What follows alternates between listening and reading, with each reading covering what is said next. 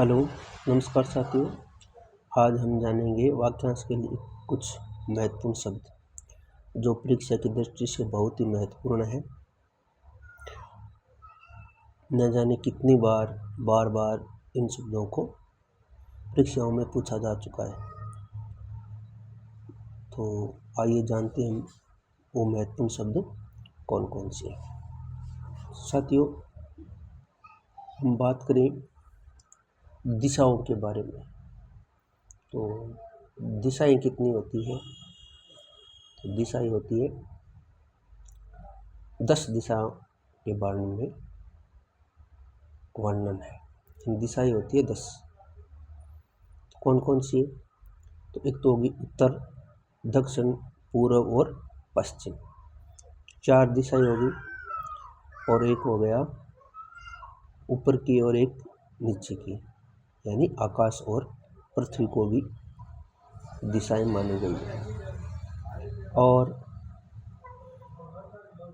4 दिशाएं वो हो गई, एक पृथ्वी, आकाश, 2 दिशाएं ये हो गई, तो कुल दिशाएं हुई 6। बाकी बची दिशाएं 4 और, यानी उत्तर और पूर्व के मध्य की दिशाएं, दक्षिण पूर्व के मध्य की दिशाएं, दक्षिण पश्चिम के मध्य की दिशाएं और पश्चिम उत्तर के मध्य की दिशाएं। यानी ये दिशाएं तो हमें आसानी से याद हो जाती है कि भाई उत्तर, दक्षिण, पूर्व, पश्चिम और आकाश, पृथ्वी।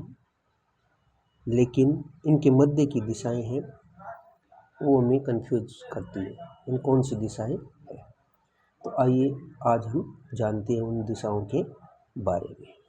तो सर्वप्रथम हम जानेंगे उत्तर और पूर्व के मध्य की दिशा कौन सी है। तो आइए दोस्तों जानते हैं हम उत्तर पूर्व के मध्य की दिशाएं को क्या कहते हैं? ईशान कहते हैं। क्या कहते हैं? ईशान। तो उत्तर और पूर्व के मध्य की दिशाएं क्या कहलाती है? ईशान कहलाती है। दोस्तों, दक्षिण और पूर्व के मध्य की दिशा क्या कहलाती है? दक्षिणी पूर्व के मध्य की दिशा कहलाती है आग्नेय। क्या कहलाती है? आग्नेय।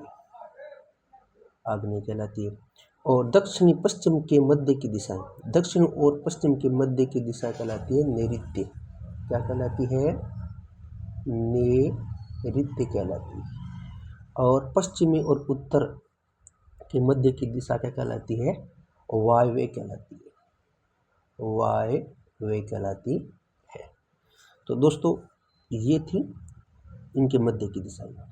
तो ये हमें कंफ्यूज करती है, इसलिए इनको हम आज एक ट्रिक के माध्यम से पढ़ेंगे। तो देखते हैं,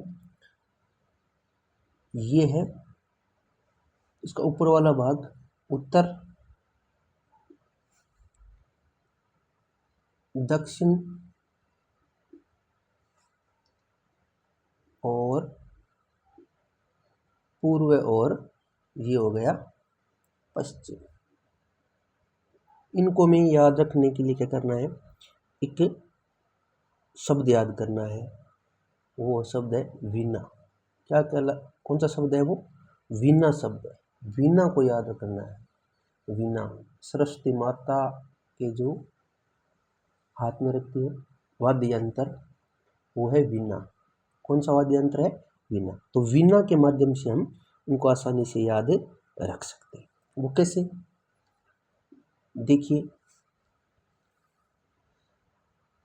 यहाँ लिखना आपने वी, आई, एन, ए। ठीक है ना? ये हो गया। अब देखो, उत्तर और पूर्व, उत्तर और पूर्व के मध्य की जो दिशा है वो क्या कहलाती है? वो कहलाती है ईशान। अब आई से एक शब्द याद रखना है, ईशान। ईशान, ठीक है ना? अब बचा पूर्व या दक्षिण। दक्षिणी या पूर्व या दक्षिण के मध्य की जो दिशा है उसी में क्या कहेंगे? आग्नेय कहेंगे। क्या कहेंगे? आग्नेय कहेंगे। और पश्चिम और दक्षिण की दिशाएं उसी में क्या कहेंगे? उसी में कहेंगे नैऋत्य। क्या कहलाएंगे? नैऋत्य। नैऋत्य कहलाए। यानी पश्चिम और दक्षिण की दिशा क्या है, नैऋत्य है। और क्या बचका में, वी यानी उत्तर और पश्चिम। उत्तर और पश्चिम की दिशा क्या कहलाती है, उत्तर और पश्चिम की दिशा को कहते हैं वायव्य। क्या कहलाती है, वायव्य कहलाती है। तो ये हो गई ना 10 दिशाएं, यानी उत्तर, दक्षिण, पूर्व और पश्चिम 4, और वायव्य, नैऋत्य, आग्नेय और ईशान, ये हो गई 8 होगी। और एक धरती और आकाश को भी दिशा माना गया है। तो साथियों, ये थी 10 दिशाएं। तो और 10 दिशाओं को में वीणा से याद करना है। वीणा एकदम शॉर्ट ट्रिक है वीणा। और उत्तर दक्षिण का इस प्रकार मैप बना करके हम वीणा को रखना है, बस VINA, बस इतना सी सरल ट्रिक है। और इस ट्रिक के माध्यम से आप कोई भी एग्ज़ाम दे रहे हो तो वीणा याद रखोगे, तो वीणा से हमें कन्फ्यूज नहीं होगा कि कौन सी दिशा है, ईशान, आग्नेय, नैऋत्य और वायव्य, कौन सी दिशा के मध्य की दिशा को क्या कहलाती है या क्या कहते हैं। तो इस ट्रिक के माध्यम से हम आसानी से इस क्वेश्चनों को हल किया जा सकता। तो कैसा लगा ये वीडियो, आप ज़रूर कमेंट के माध्यम से बताओगे।